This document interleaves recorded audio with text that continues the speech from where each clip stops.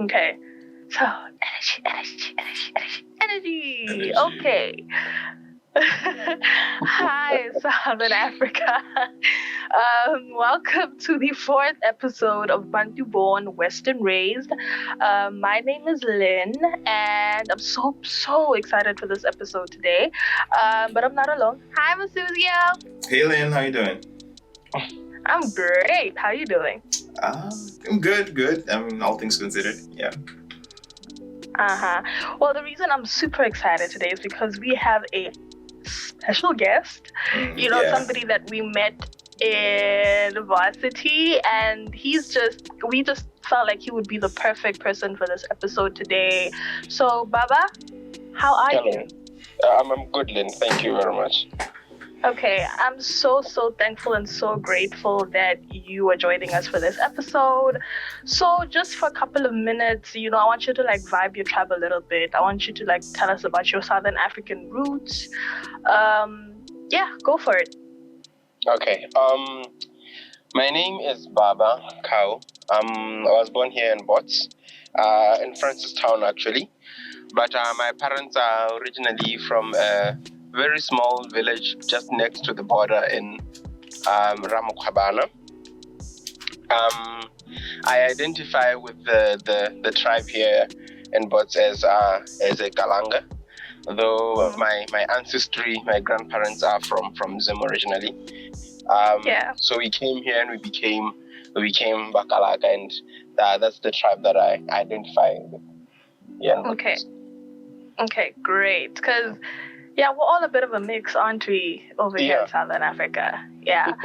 I think everyone's a mix everywhere. Yeah, that's true, actually. So the reason why we invited Baba on this show is because, well, we still, we consider him a newlywed. He recently got married in the last year or so. You said it was September, right? Yeah, September. Yeah, so remember we had this discussion, we're asking how long are you a newlywed and all of that. So how do you feel, Baba? Do you still feel like you're in that newlywed phase, or do you think it kind of, I don't know, when do you stop being a newlywed? Well, the thing is how I feel, I guess I can still consider myself a newlywed. Me and my wife gave ourselves at least 10 years to start not considering ourselves a newlywed. But and our community usually are considered a munyadi up until someone who is around you gets married after you. So because there were a few people who got married after me in church, which is where we are usually called munyadi from, we are no longer being called newlyweds. But we still believe that we are in the early stages of our wedding, and there is a lot that we are yet to experience in this journey. Yeah, okay. Yeah. So, I want to know the background. I want to know how you two met. I want to know the love story. I want to know the you know what? Just do it for me, Yeah, Baba. give us the What's deets, the story? How did you guys meet? Yeah, actually, we met here in Bust, where we're currently doing our master's degree. I met her at church. Actually, there was this the Seventh-day Adventist church. A friend of hers had invited her to the church that she was attending, and I was thinking of baptizing to the same church. So we met at one of these social night events where they invite young people in and around school to come and mingle and have fun in a church environment, in a church and religious setting. So that's where we actually first met, and then we kept meeting at church meetings and so forth, and then we later started having coincidentally the same time for breakfast at the cafeteria. That's when we started sitting at the same table and started having conversations where we got to know each other a little bit better, and that's where we took it from there. Okay, so how long did you guys date before you were like, okay, this is the person? When I asked Tulufelo out, the very first day that I confessed to her my intentions, before she even gave me any type of response, her question was, why? why do I want to be in a relationship with her? What is the main goal of? She was not making it easy. Yeah, she just wanted to know if I wanted to be in a relationship with her, what was the motive? Why did I want a relationship? What did I think a relationship is supposed to be? And that caught me quite as an interesting thing. And we sat there and discussed that the only real reason here and I believe anyone should begin such a relationship, especially in the age that we were, is to marriage, to see if your partner is a suitable person for marriage. So from there, the end goal of that beginning or budding relationship was set. Her and I understood that we are living our relationship in order to see if this person is suitable to be a life partner. Okay. So it wasn't really about how long we were in there that we really started saying, okay, this particular person is the person that I'm going to marry. Although during our relationship, we were living it in a way that could portray those traits that you wish to see in a marriage or in a spouse. So everything that we did up to, including our finances, how we spent time, how we calculated our timetable in terms of school, in terms of balancing our relationship, the time that we spent together and so forth, was gauged in the idea that what we wanted to prepare ourselves was, can I actually live with this person for the rest of my life? So even at a very early stage, we started having shared finances, for example. Oh, wow. Yeah, so that at a very early age. So our allowance would come in and would go through the budget together. Would know collectively how much we're going to spend on, because the only spending that students have that is a huge spending is food. Would know how much we're spending on food. Would know how much we're spending on toiletry, and would actually know how much we are saving. So those were the things that actually started our relationship, and I do not know what particular time we sat down and said, okay, no, we've done everything. We believe that now we started seeing ourselves as, no, I can live with this person because they do not give me problem with these particular traits that I'm looking for.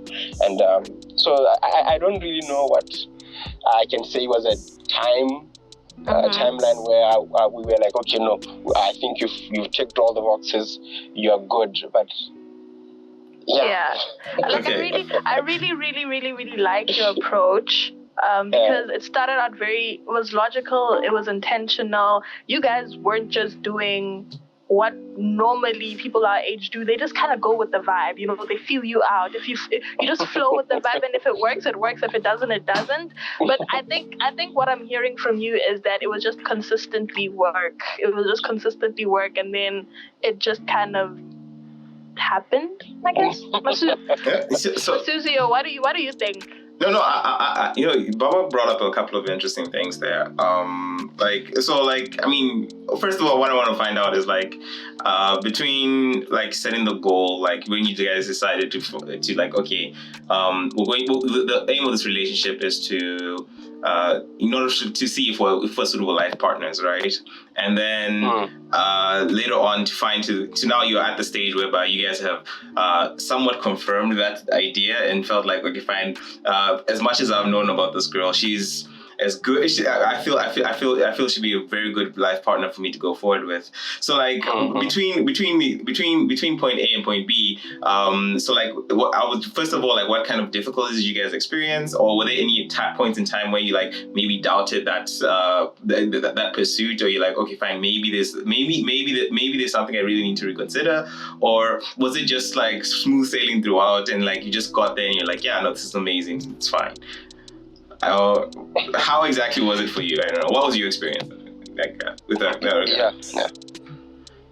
Yeah. Actually, me and Solofelo, before we got married, we dated for, I think it was around 3 years. Mm-hmm. And those 3 years, including our first few months, because we had that goal in mind, there were a few things that we knew about getting married young that we knew were going to be challenging. We knew, or we expected that were going to be challenges just from what we heard from other people or what we've experienced in our past relationship. So we developed a strategy. We understood that if we wanted our relationship to work or to lead to the goal that we wanted to achieve, there's going to need some form of deliberate action. There's going to need some form of strategy in order to meet that goal, to say, okay, this is the kind of life that we want. So once we had that goal, we went into the process of finding out those resources that we could use or learn from in order to achieve those goals. So as far as challenges are concerned per se, we didn't experience what I'd consider any major challenges in our relationship. Okay. I mean, does she feel the same way as well? I believe so. Okay. We talk about it sometimes. I believe so. Because what we found out was that most of these major challenges are caused by people not understanding either themselves or not fully being able to express what they want from the other individual.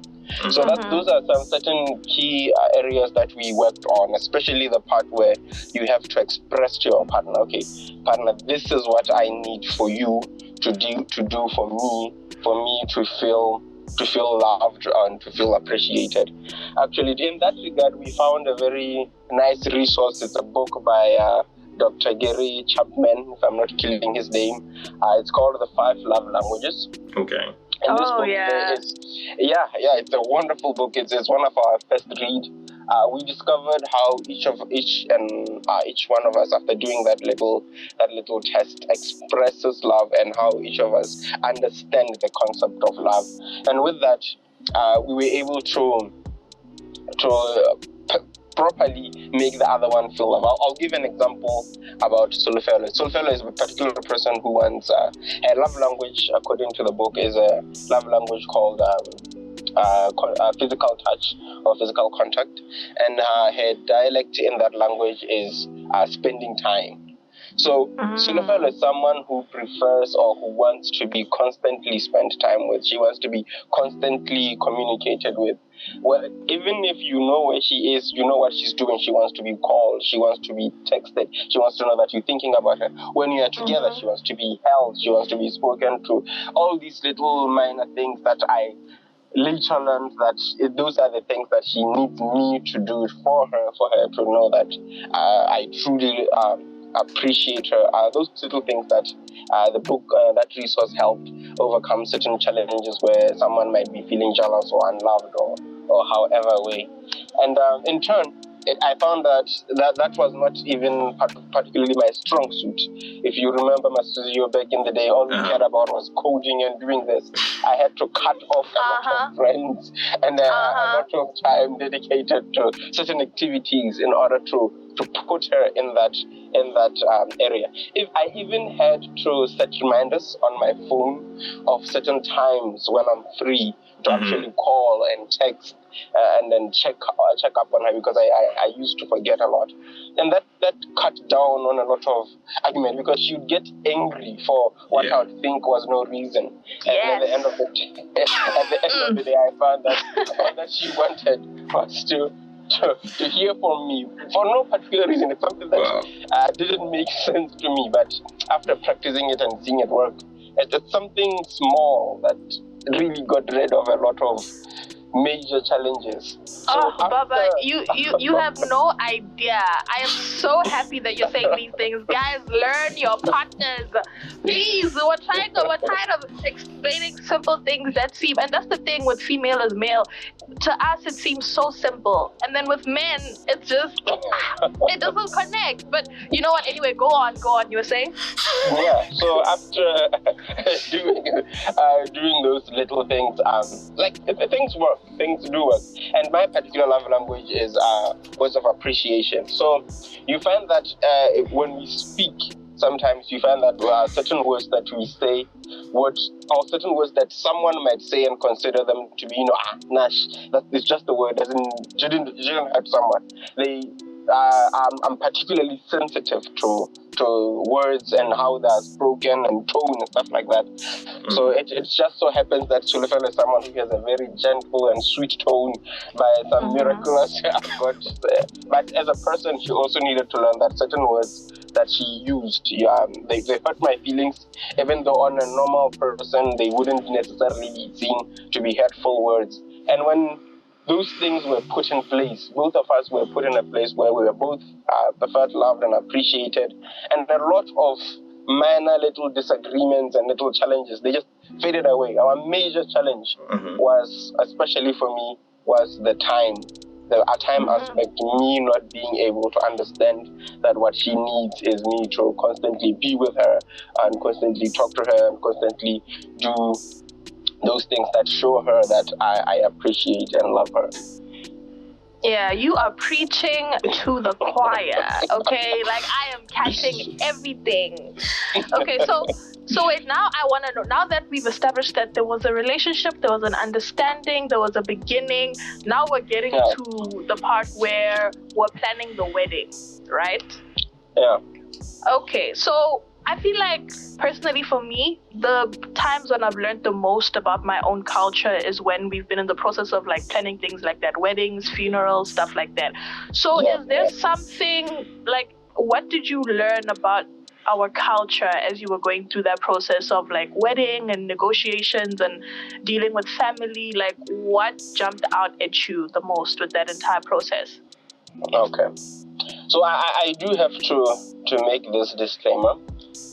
As it so happens, Sulefel and I, because of our natural background, I'm from the northeast part of Botswana. She's from the central Setswana-speaking part of Botswana. She's from Mahalape. So we did have a lot of differences in terms of our cultural expectations of what a marriage is, and especially during the time when we are planning it.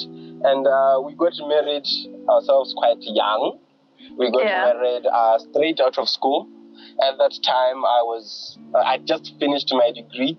I had not even, I think we married just after graduation. I just graduated, I just got in that degree. We had nothing. So during the process in our culture, the culture that I'm from, the first thing that I had to do was, in a way, try to allude to my father and not so many specifics, that I had found someone and I intended to get married.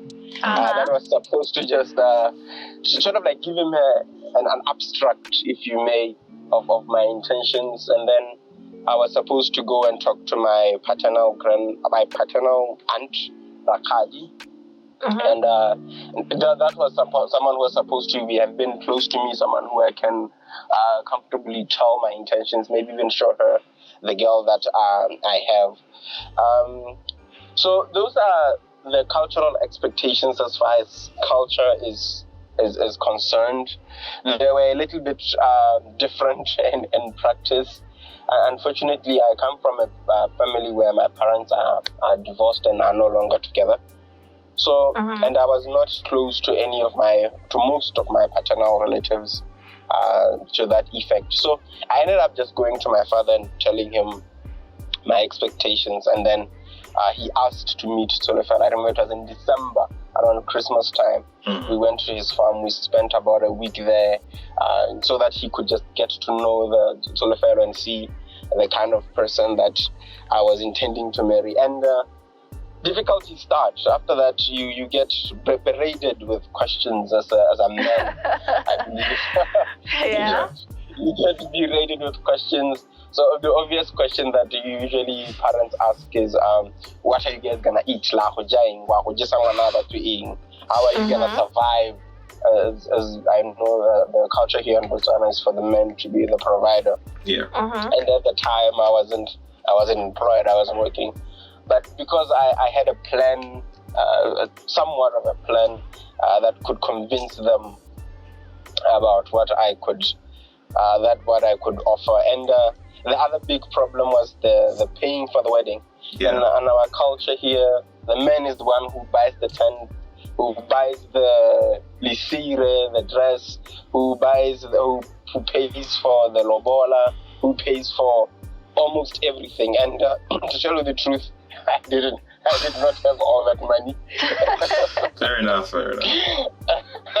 Luckily, because of the initial conversation that me and Solofala had the day that we started dating, because we had been planning for this thing from back then, we had a joint account in one of the local banks here where we had been saving even the allowance that we had. If you guys remember, I used to have a line of hoodies that I sold here in school. I remember them. So part of that money, we had a little bit of some amount saved. That was the money that I was able to convince parents, because the money covered at least the total of the lobola and some of the clothes that me and Solofelo would need. Like I got my own suit, we bought our own rings, we bought our own dresses, although her wedding dress was bought by someone else. But we had a little bit of money saved, and that money was able to convince, especially on my side, my parents to take any form of action. From there, after telling the old man and showing him all of these things, we went home. We went to Ramokwabana, where I met my uncles. We sat down and but they simply, in simple terms, they told me I'm not Simanyana anymore, and I'm putting myself in a place of difficulty. So we went through that process of holaiwa, where they try to tell you what you are putting, what you are saying to them. We usually just go to people and you just think that when you tell them, I'm getting married, it's just a simple thing. So they expand to you what marriage really means. It means taking her family and taking your family, and you are uniting them. It's not just between the two of you, especially in this and in our culture. And that was daunting. That was the moment where I really sat down, and it showed me this is not just about me. It really showed me how big a marriage, even just between two people, is, especially if you have your whole family involved. It kind of gave me some cold feet there. But after the whole life, where they also encourage you, and they offer the help. If you have this amount, that means the family can now start contributing for such and such, and so that they can go ahead and pay. So during that time is like the preparation for the wedding. If you guys can pass through that stage, I believe the wedding part is simple, because that was the most difficult time. Especially in my experience, because I had to convince this man that I was ready to actually be a family man and to be the leader of my family. And they put me through some tests that I was later told these tests were to check if I'm patient, because they have to send a lokwalo of intent. So they have to write to Solefelo's family that we have our son here, and he has seen a Sekhosamiti in your place, and he has expressed intentions of doing such and such to your daughter. And then they intend reply in a sense that, okay, if that is your intent, these are the charges if you want our daughter, so forth. These are what we want. If I remember correctly, there was a live cow I was supposed to bring along with the lobola. There was also a live goat I was supposed to bring. There were a few clothes I was supposed to buy for the grandmother and the rakadi, and the mother, and a suit for the father. Those little things. So during the time when the letter came, the letter took a long time to come. It came fast, but for the information to reach me, it took almost a month. And during that time, I was incubated under pressure like nobody's business. Like, I didn't know if it was lost. I didn't know if they didn't reply, if they didn't approve. Like at some point we need to start conducting lobola negotiations over email, guys. I mean, waiting for snail mail, guys. Come on. No, it's part of the process. It's part of the process, isn't it? You're supposed to wait for it, show patience.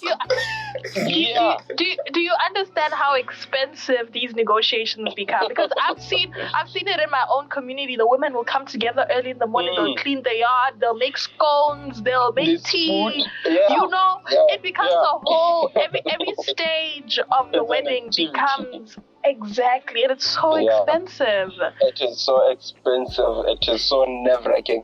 But I do have to confess that those trials and tribulations, especially in that first stage of trying to prepare for the wedding and those little hiccups here and there, they've actually made me reaffirm my decision to marry Solofel. Yeah. Because there were those moments where I had to sit down and I ask myself, do I really want to go through this hardship just to marry this person? And every time the answer came as yes, and every time I pushed forward, it reaffirmed my own intention. And I think even on her side, seeing the difficulty that I was willing to go through, the difficulty that we were willing to bear together to achieve this, to actually call ourselves man and wife, it kind of brought us closer, because it was us against them at the end of it. We wanted things to be rushed. We wanted things to be done. We wanted them to communicate faster, to communicate earlier, to communicate more specifically, to reduce certain prices. Both of us wanted this thing to move as smoothly as possible. But the more trouble that we had to sit down, me and her, like, Maluma, why is your uncle not calling and saying these things? And during those discussions, I got to learn her tolerance. She got to learn also my tolerance. So now that we're talking about culture and weddings and all that, there's this thing. Do you think this generation that we're taking a bit of a shift from our culture and having the whole traditional wedding thing? Do you think we're shifting more towards having the white weddings, like the focus is on that, and it's a Western type of influence? Like our culture is kind of, but we're so excited for the white weddings. We dress up for the white weddings. It's about the catering. It's about you get what I'm saying? Yeah. So, I'll say it from what I generally observe and from my own personal experience. I'm generally I can't come to a conclusion of whether people have generally, just all of us, shifted to that. White weddings are the all and be all, especially for us youths. I used to have that thinking before I tried getting married myself, but when I got home, when I was preparing for my own wedding, there are certain realizations that I learned, like you were saying earlier on, that the whole labor negotiations, going back there to see me and stuff like that, those things they take a lot of time. They involve a lot of logistics and expenses and so forth and so on. So me and my wife were thinking, when we started going this thing, where we knew that our parents will not allow us to disregard those parts of paying lobola and doing all those traditional prerequisites before you can have the white wedding. So we came to them with a proposition that because we don't have the money, let us not have the huge white wedding. Let us do just the cultural obligations that are needed for your guys' satisfactions and for the ancestors and whatnot. And then let us go to Malawi, let us sign, do the legal obligations, and then let's come back for an afternoon lunch. My goodness, the parents were outraged. Of course they were. Why? Were wow. outraged. Oh wow. No, I'm thinking, but why? Should they be happy that you at least you want to do that part? No, you know what the thing is, like they always want to see, like for example, my older sister, she also wanted to do like small traditional, but my parents were like, you are our firstborn, and then my brother got married. I think he's only done the traditional part of it as well, but they were like, he's the only son, so he must have a white wedding. So we're waiting on that wedding. You get what I'm saying? Like it's just they always have an excuse. They always want the white wedding. Yeah. My mother simply put it and said, I want my neighbors to know that I have a daughter-in-law. She didn't run around it. She wanted people to see that there was a wedding at her place, and she wanted it to be glorious. So as it turns out, even when we are trying to go traditional, we will always. I think I understand, because these my mother sat me down and said, in her day when she got married, they were not financially able to have the white wedding. They had a small wedding out of the ability that they lacked, and their parents lacked, and there was really no one around them who would give that to them. And deep down, they always wanted that. And they lived vicariously through us, their children, to have those kind of massive things. They give us what they lack, they wanted to have during that time. There's a form of status attached to that lavish white wedding with that big white tent and you sitting there at the top table. And there might be an incentive to want you to drive that way. You want to forego all these minor little costs and just imagine it. You just pay your lobola, you go to sign, and then you have one wedding at a hotel. Yeah. That's gonna be very cost effective. That would be the Western formula. Rather than having to go first to pay the lobola, have everything. The time that you're going to Beja, there's a whole everything associated with it. People have to wear a paradichali, and there have to be meat, there has to be tea, there has to be this, and then hoholosa, and then later on, that's when you have the white wedding, and then you don't just have one. You have one at the girl's place, and then again have one at the. Yeah, it's a lot. I can understand the argument for going towards a more linear Western type wedding without going through the traditional part. Yeah, because I think like also like just talking to the people around me, like most of us really question the whole concept of, lobola and our culture. And we kind of feel like it's a bit of an archaic way to do it. But the reason we still do it is a sign of respect to our parents. We don't want it to seem like we're starting this new chapter and we're just going to turn our backs on the ways that you've raised us. I think it's also I think it's also like a respect factor to the parents. But wait, so I want to know, Baba, like you guys got married quite young. So how do you guys navigate the questions about getting married young, like people questioning it and doubting it and people kind of giving you the side eye for it? How do you tackle that? Yeah, that's a very difficult question. Especially we get that question a lot. Because honestly speaking and factually speaking, statistics do show that young people tend to make very impulsive decisions without thinking things through. There is evidence, especially in today's age, that there are more divorce rates than ever before, and all those contributing factors. So even before, while we were in our relationship, those things and those questions were not removed from us. We knew them, we felt them, and we didn't want to lie to ourselves. Like I said earlier, my parents also got divorced, so I knew that even if we do get married, what if later on I'm there thinking, it might have been a mistake. Should I have waited? Should I have, like what most of my peers say, should I have played around a little, like it's hammy, okay? Yeah.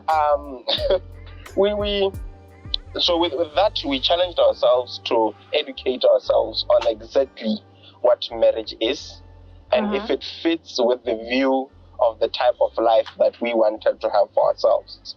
For the very first thing is to ask yourself the type of life that you want. Innately, I wanted to have a family. I wanted to have children. I do not mind if they are biologically mine or adopted, but I wanted to raise a family, and I wanted to raise a family with a partner, and that partner being female, and having certain qualities that I felt I had already identified in Solofelo. Now the question became whether I get this person right now, or I wait, and whether I weigh, if I wait, will she go? If I get her now, will it end up being not a thing? So we actually went through 2 counseling sessions. We had, before we got married, we had 3 months where we paid a counselor to just counsel us on marriage, like marriage counseling. And then we had an extra 6 months of counseling from a pastor in our church, a man by the name Pastor Balapi. So our church provides a 6 months counseling service, marriage counseling service, before you even get married. He's the man that ended up marrying us. So during those sessions, our idea was to try and get as much exposure as possible to the realities of what a marriage is, because you can read books, but if you talk to married people, you sit down and you try to investigate your own shortfalls and your own weaknesses and your partner's shortfalls and your own weaknesses before you actually get into the marriage environment. That kind of helps you to know how to navigate certain challenges, especially when you get into them. So the idea of us getting married young was very real with us, and we believe that we take the necessary steps with at least 9 months of continuous non-stop counseling, including reading books and talking to other married people and trying to truly understand what it is that we are getting ourselves into, what it is that we can expect. Does it fit with the image of life that we have for ourselves as individuals? Yeah, and I think go on, Masudio. No, yeah, I know. I mean, for me, I feel it's just mostly about emotional maturity, and if that person has an understanding of what they're asking and has an understanding of what they're committing themselves into. It doesn't. The age, frankly, is not a major factor. The major factor is whether or not they have reached a point whereby they can actually sustain and maintain that relationship for that long in time. So yeah, I mean, if I feel someone is in a good enough state and they're prepared enough to get married, and they're conscious of what they're doing and they're conscious of all the things that come about from it, then if they want to do it, then let them do it. That's how I feel, at least. Yeah, because I think age is a very deceiving thing, because you might meet somebody who is younger than you, but you don't know what they've experienced in life. You don't know the things that have opened their eyes. You don't understand how they're more tolerant in some ways and how they're able to wrap their minds around certain situations better than you. Because like people are not the same. So like it is what it is. So for our listeners, guys, y'all should know that me and Masuzio are like terrible at this love game. Like the worst. I feel you should speak for yourself, but really, you're gonna be out here like this.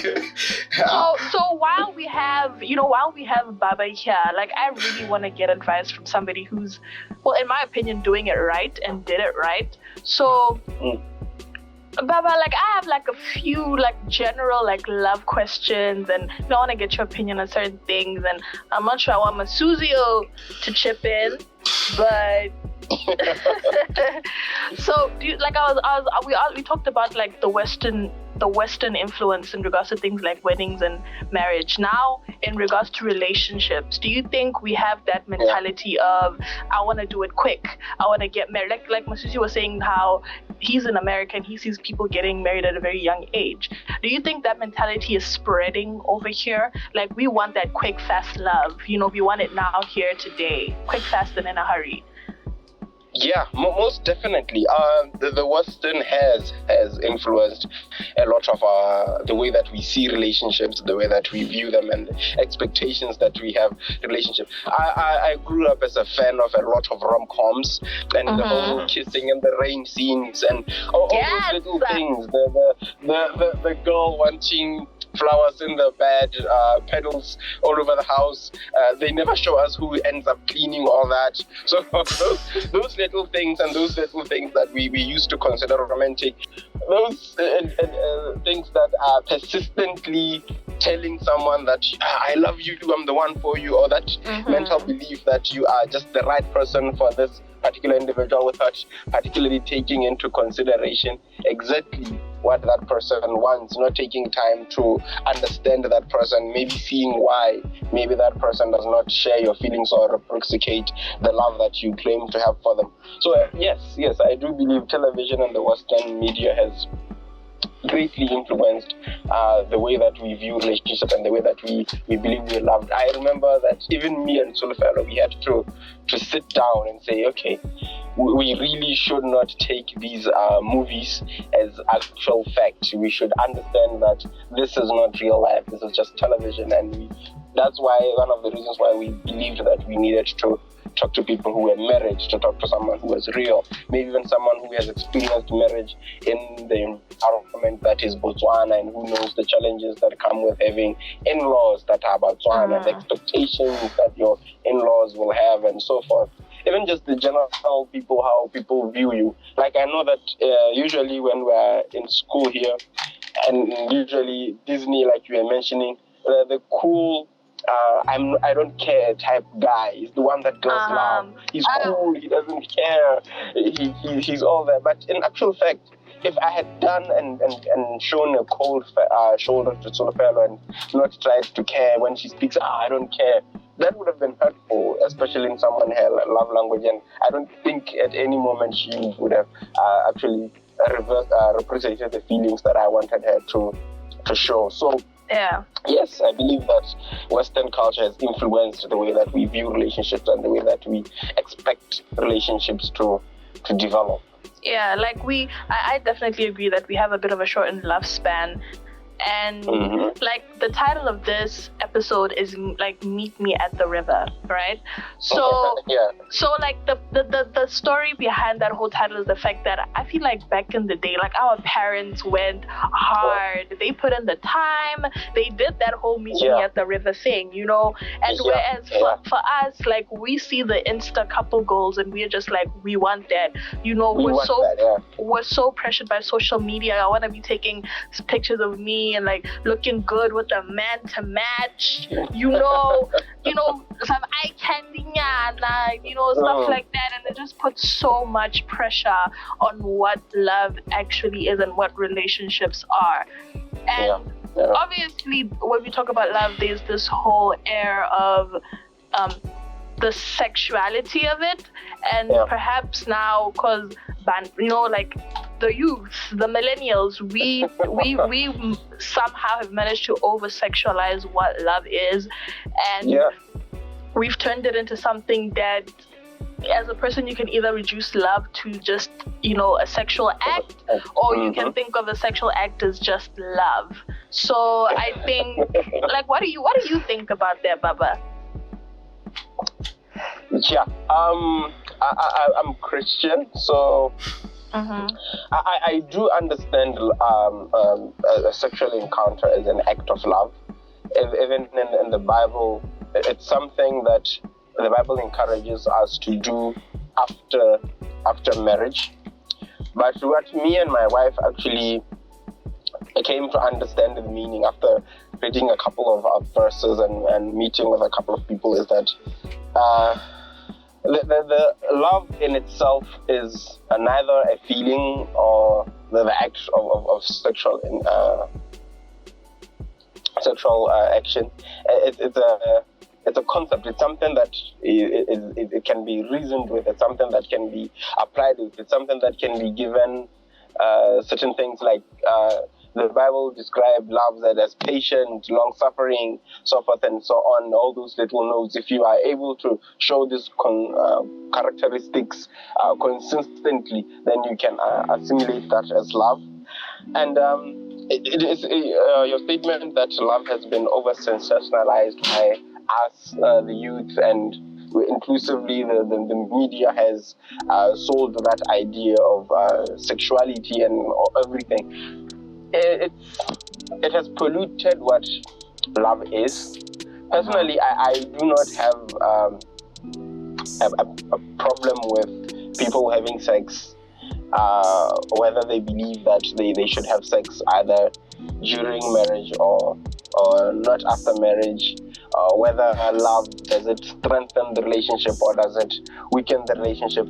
I believe as long as the maturity that Masuzio was talking about later, you understand what is involved in giving yourself in that way to someone, that you are giving a part of yourself to someone, you are showing someone the intimate parts of yourself.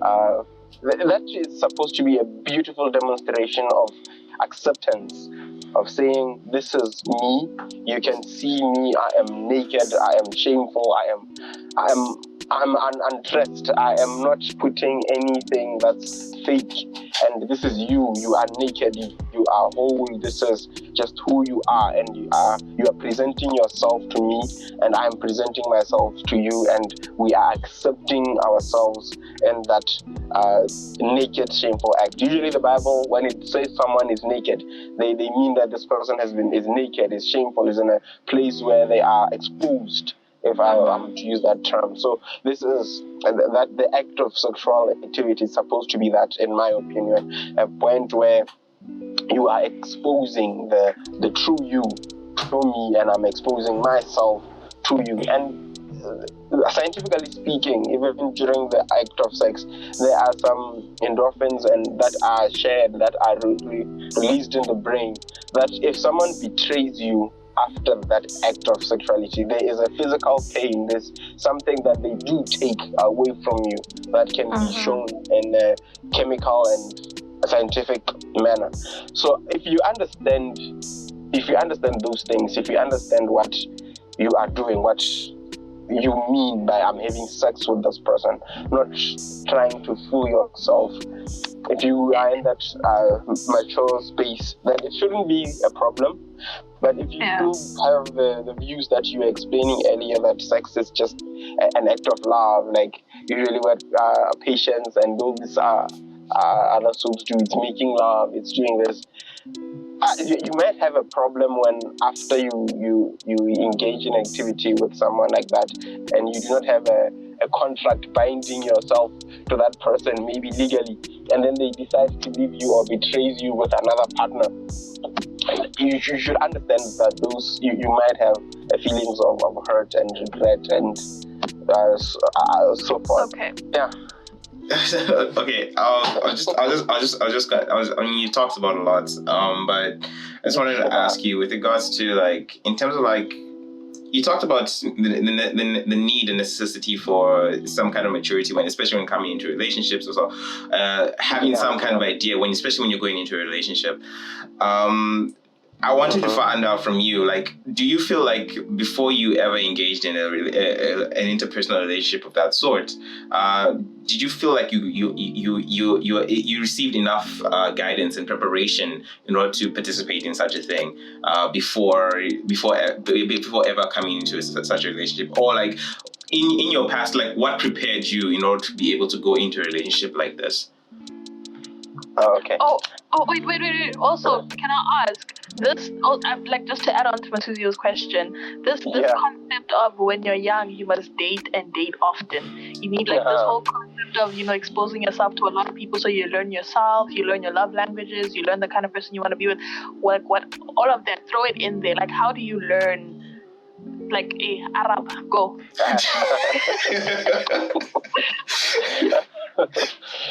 Okay. Personally, my personal experiences gave me certain views of how this relationship works. I have an older sister and a younger sister. Mm-hmm. I used to have a brother or an older brother. He passed away, so I only have sisters, and I'm a middle boy. So what happened? My older sister is 9 years older than me. That means when I was doing standard 1, she was doing her. When I was doing standard 1, she was doing her form 3. She was doing her form 3. So I grew up when she was in that age of dating. She was around 17, 18. So I saw a lot of, I'd say, men, boys come, have a relationship with her, hurt her feelings, in my view, hurt her feelings, and go. And then she would come home and she would cry and she would say all of these things that she wished this particular guy would have done to try and maybe understand her better or to make the relationship work more. And as I grew up, and as I saw, she grew up with me and started dating older men who were at older, more advanced, maybe around my age, the age that I am now, and her relationships matured. And I saw her also tackle other challenges and other dynamics between herself and men. So I kind of got an inside view, as it were, to maybe how women see or believe relationships should operate.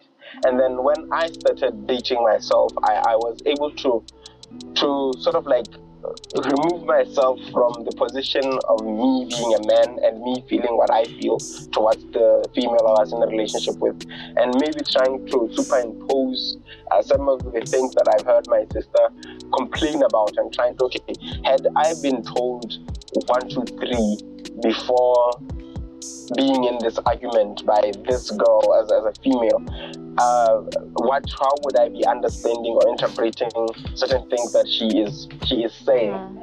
So and I do not know if the whole date as many people as possible so that you learn more about yourself really works. I've seen people who dated a lot of people who continue to not change or evolve with differences as they date more people. I've seen people who dated one person, learned from that experience, and married that person. So, like in Solofellow's case, her first boyfriend. So, What? Guys, Baba was not playing. He was not playing. He went for it. Wow, that's amazing. So she came and she had to learn a lot of things just from this one relationship. So that also, I think, helped because she didn't have any other male comparison tools. Okay, my ex-boyfriend used to do 1, 2, 3. You don't do 1, 2, 3, and so. I don't know if it really works. I think it's a maybe case by case situation, but in my experience, just my upbringing, the way that I grew up, the kind of environment that I found myself in, watching my sister grow in her relationships, informed me to some of the things that I believe women or my partner would at least want me to understand, at least at the basis, at the most basic of sense, because I do know women are not all cut from one sheet. They do have different things. But yeah, I do got to know, I did get to know that certain things that maybe women say, I would have to maybe ask for more explanation or to try and get the meaning behind the words, the meaning underlining the words, or the meaning underlining the action. Like my wife is someone who doesn't speak. She doesn't speak a lot. When she's really upset, she just keeps quiet. She just it's game. It's out. So read between the lines. Read between the lines. I would have to start trying to recall in the last 24 hours. Did I say, or did I do, did I behave in any way that might have upset this person or might have put her in this condition? And she's someone who, if I do not know what I did to upset her in the first place, I shouldn't even try to come and apologize. Until I have figured out what I might have done, I come and say, okay, I'm apologizing for this. This is when I did it. Why did I do it? Maybe I was distracted, or maybe I was thinking this, but I have to explain why I did it. And I'd have to promise, if it's something that truly hurt her feelings, I'd have to promise that I would not do it again. I would be more aware of her feelings and the next time, and actually should hold me to that promise. So those are the things that even before the relationship, I kind of knew that certain things that women do that are just a show, so that put your act together. Like after you see this, okay, no, that means I've done something. I should try to backpedal and see if I've done something that might have resulted in this particular change in mood. So thank you, because I feel like people try to act like they don't know, but come on, it's certain things you've seen as common sense, and also I think it's way weird, but also I think it's important to note the thing that you did mention, Baba, is that you saw your sister. Like, I think the way we do approach relationships is a result of upbringing, our environment, the people we interact with. This whole thing of show me your tribe and I'll tell you your vibe is a thing. Honestly, like if you see me hanging out with a bunch of girls who are known to kind of, go through the guys, you're automatically going to assume that that's me also. Like, you are who you surround yourself with, and we are a result of our families and the things we see growing up and so on and so forth. So now, Baba, so like we talk about these male female dynamics. I don't know why my sister was laughing, but we talk about these male female dynamics, and I feel like there's this thing, even like within Africa, specifically in Africa, where love is kind of treated as this transactional thing. Like, it's an exchange of services between men and women. Like, we know that I'm going to marry this woman and she's gonna be domesticated, she will take care of 1, 2, 3, and I'm gonna be the man. I'm gonna be bringing in the money, I'm gonna protect my family. Like, is that an actual thing, that love is just an exchange of services? Because I have this friend, and she always says, ask a man why he's with his woman, and the first thing he'll tell you is, I love her because she does this, she did this, she does this. It is never, oh, I like her because she's smart, I like her because she's caring, I like her. It's never about her actual personality, but more about the services that she provides. Do you get what I'm saying? Yeah, I do get what you're saying. What do you think about that? Yeah, definitely. The thing is, the truth of the matter is, at the end of the day, as people, we judge each other in terms of our actions. We judge in each other in terms of what you do, in terms of what you do rather than what you intend or what you think. Or you could be the most caring person in the world, and then certain exchanges that I have experienced with you do not communicate to me that you are caring, and the only thing I remember about you is you have done this, you have done this, you have done this, you have done this to me. I also believe that roles like duties in a family are very important. Me and my wife, before we got married, there's this other book that we're reading. It's called 150 Ways to Have a Successful Marriage in Africa. And one of the things that it stressed was having well-defined roles in the family structure. Like at home, we know who is the financialist, who's the accountant. I'm very poor with money, so all the money is held by my wife, like every single amount. As soon as I get it, I transfer it over, and she does everything. Like she knows how much. We do the budget together, but she does the whole transactional things. Like we buy and the money is in her account or in her name. At home, I do most of the chores around the house. She does the cleaning. I do the washing of dishes, and I cook breakfast and supper. She does lunch. Whenever we're washing, even when we're washing our laundry, she does the washing. I do the rinsing, and then I do the drying. So there are certain things that at the end of the day you can appreciate about your partner in terms of the roles that they have towards her towards you, as a way of indicating or showing you that they love or they care or they do these things about you. So the thing about love is it's difficult to quantify love. For example, if I say I love my wife because she's beautiful, then it looks to some people like I'm superficial. All I care about is the way that she looks. But you know what, Baba, you better preach. You are spitting fire. Like, guys, Baba's he's on it. Like, so I know a particular gent that needs to hear this. So please go on, because you are the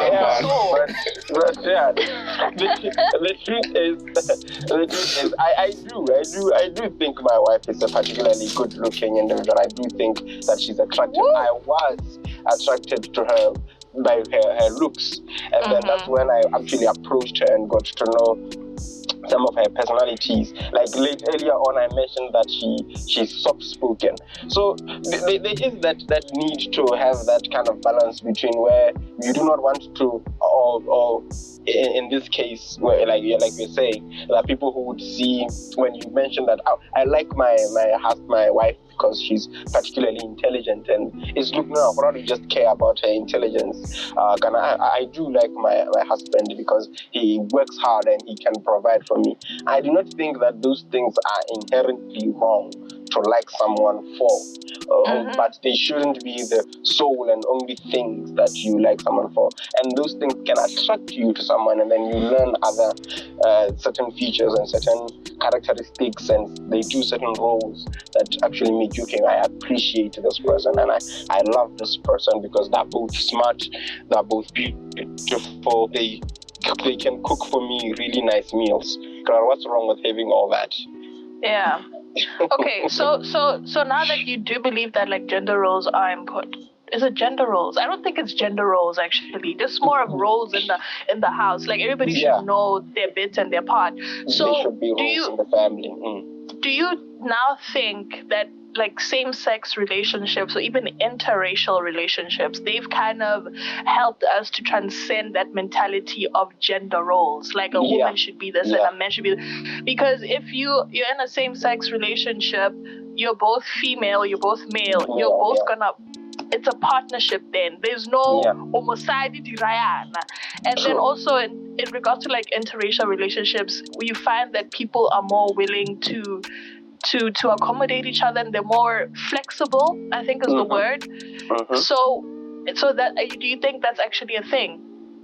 Yeah, I do think that's a thing, and I do think that's actually a good thing, because even me and my wife, we sat down and we considered, so how, like the book was advising, how are we going to decide which role anybody does? Are we just going to go ahead and say, no, you are a woman, so therefore you should be good at these roles. I'm a man, and therefore I should be good at these roles.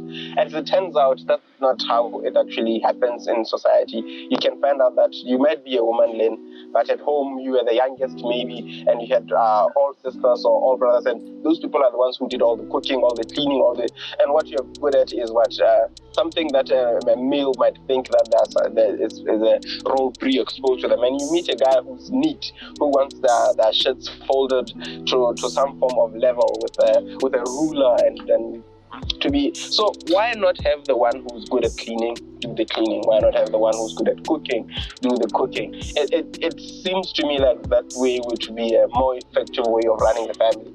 The one who is particularly good at this particular activity, let them do that. They are good at it, and they probably do enjoy that activity. Like my wife, without a doubt, hates washing the dishes. She hates it. She doesn't want to do it. So because she hates it and dishes have to be washed, the role came to me because I don't mind washing the dishes. So I do the dishwashing, and then she can do something that she's actually good at, something that she loves. So then that way, the family does run. We have little arguments rather than forcing someone to do something that they hate. They come back from the kitchen, they wash the dishes, they're grumpy, or they don't wash the dishes on time, and then you get to feel bad because the kitchen is dirty, the dishes are there, they're rotting. The person doesn't like washing dishes. Why don't you do it yourself? So Preach. It's a certain thing where it stops becoming about a female or male or certain gender roles. Obviously, there are certain things that we will be able to do maybe because of the biology that men have, and certain things that women will be able to do because of the biology that they have. But as far as family roles, as far as the roles in the family that can be defined, they don't matter who's the man, who's the female. I'll give another example. At home, I'm slightly shorter than my wife, so getting things up from the counter is her job. It's part of the role that she does. So that's the kind of, I'm like, if I can't reach something, I have to go and Sulfa, like, I can't reach. Can you please? Yeah. Get that from me. So yeah. Wow. You know what? I have thoroughly enjoyed talking to you, but I think we need to wrap this episode up. Yeah. There's so much more, guys. There's so much more that we could talk about. But for the last bit, Baba, what is your final relationship advice to anybody who's either single or thinking about you get what I'm anybody who's outside of that marriage realm? What would be your advice for them? Yeah, my advice would be, it would be something that I experienced. I've seen a lot of couples that have been going out for a long time that look like they're going through a good place, and they do not want to go through that whole marriage thing. I'd also want to say that marriage, and the way that it's defined, is inherently not for every characteristic.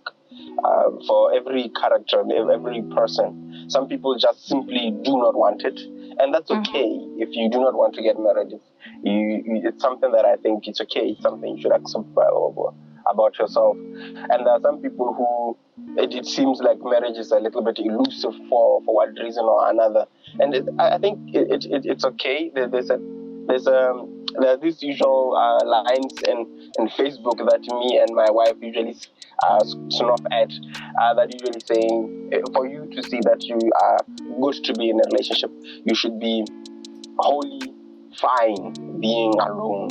And I think that there's some wisdom, there's some great wisdom in that before you can try to be in a relationship with someone else, if you can successfully manage yourself without that individual, you can be by yourself and be okay. I'm okay either by myself without a relationship, without someone. You don't need a relationship to survive per se. That's a good space to be in. And with that space, I do believe if both parties are in that space and they're getting together in that relationship is meant for success in whatever capacity, either dating or marriage. Okay, well, thank you for that. So, Masuzio, I want you to tell these girls, how do they get you? How do they finish you? Let us know. Is that a show? Are you really gonna giggle? Like, can you please tell these girls how to get you, please? Me personally, no, I actually know. To be honest, if you're looking at a life partner, I'm just looking for a person who's understanding, who can deal with all my idiosyncrasies, and like I understand also I'm a difficult person, so I don't know, like. Personally, I'm not sure the lucky woman who's going to tie me down, or maybe unfortunate woman that's going to tie me down, should I say. But, yeah, so, no, in general, for me. I mean, I'm always open to a relationship and just looking to trying to get to know someone, and I think that's what's important when you're going into any relationship. It's very important for you to be open-minded and understand that you're not in a relationship with yourself, and this person has their own needs and their own ideas, and just having that understanding of, okay, when you're coming into this, I'm dealing with another person with goals and life ideas that they have for themselves, and being able to put those things in your life, or like find a way for you guys can put those things together so that you guys can move forward together. That's a very important thing for any of us to do, especially when it comes to going into a new relationship. But yeah, for me, that's what I'll be looking for, just someone who's understanding and is able to see me for me. That's it. How about you then? Great. You just had to. Okay. So, what I'm looking for in a man, right? Okay, first of all, I have 3 things that are very important. I want somebody who is funny, hilarious. You need to draw me in with your conversation. We have to have banter, it has to be. You have to draw me in with that. It also your brain, it reflects through that. And then it's always nice to have somebody who's kind, who can kind of look beyond themselves. Somebody who understands that they don't live alone in this world, and they're just somebody who understands what the meaning of a support system is. And then the third thing, I don't know, because now Baba makes me feel like the third thing is not really necessary. But me personally, I'm a ridiculously, freakishly tall girl. Yeah. So now Baba's telling me that his wife is taller than him. So I'm just like, man, I might need to rethink that.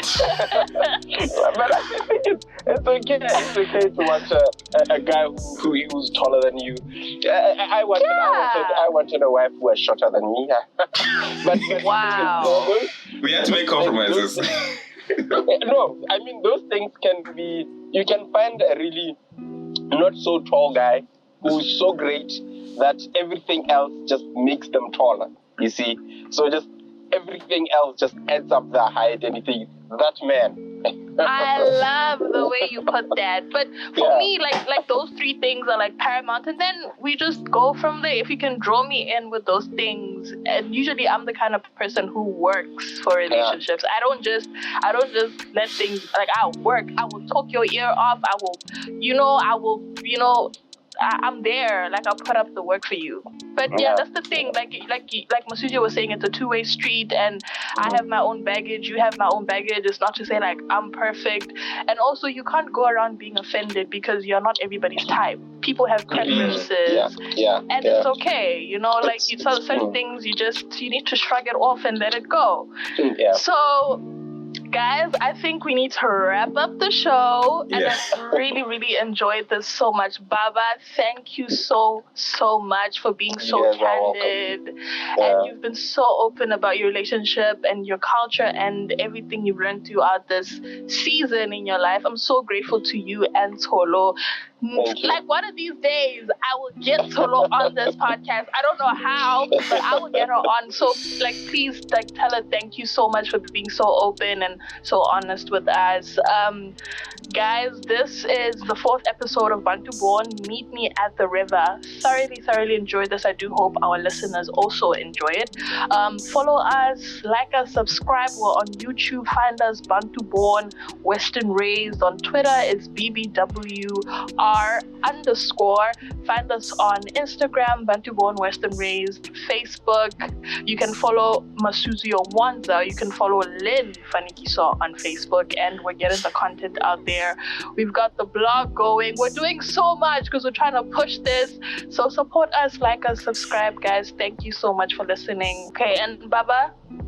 Thank you very much for having me, guys. And good luck. Good luck with love. It's a beautiful journey, and I wish all of you can experience something similar or close or even better than what I've experienced so far. Oh, wow. Okay, so thank you for that, guys. This is Bantu Born Western Raised, and we're signing out.